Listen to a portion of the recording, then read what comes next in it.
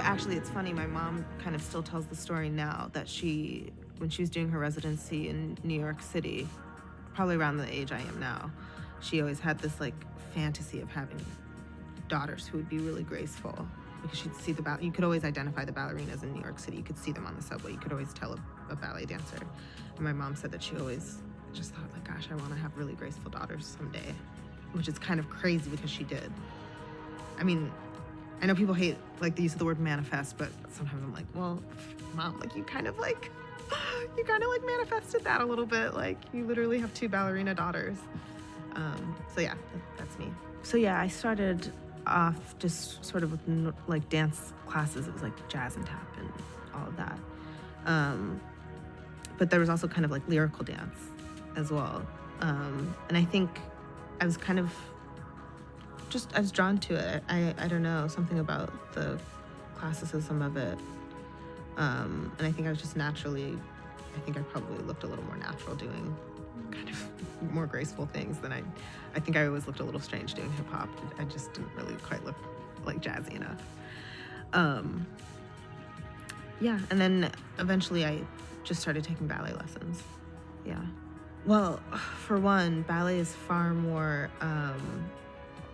I think the genre of ballet is far broader than I think people initially might think, because I think people really just imagine tutus and tulle. But actually, ballet is quite a broad genre of dance now. You have these like subgenres of like neoclassical is what they call it, which is sort of more like contemporary ballet, which is usually, there's less of a tutu and far more, it's about the physicality and the athleticism of classical dance. That's like really incredible. It's really like seeing like the human form at like this peak shape.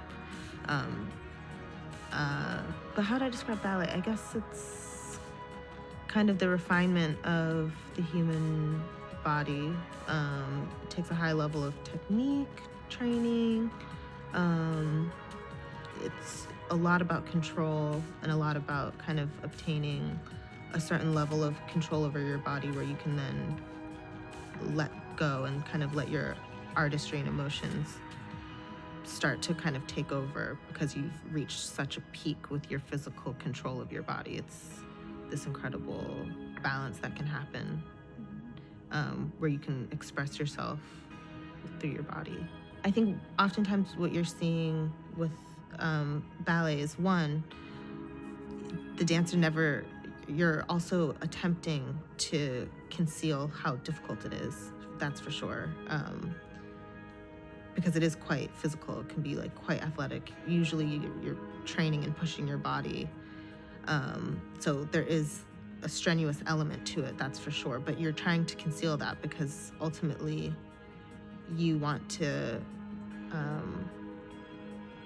I think you also get into ballet because you become obsessed with the idea of, I don't want to say the idea of being perfect, but you become obsessed with this idea of kind of like fulfilling this like ultimate potential of like supreme beauty and supreme like control over your body and doing something with your body and like manifesting like your body literally through hard work, sweat and tears with like your mind into something that's like almost supernatural. So I think you become obsessed with that idea. And that's ultimately what you see on stage when you see a dancer. You can see what they've been doing the past months, the past years with their life, essentially, like manifested in front of you through like their mind and their willpower kind of thing, which I think is like really, really beautiful. And then it's, it's kind of synced up with music, and, a choreographer has come up with an awesome concept or whatever. But that's kind of the ultimate.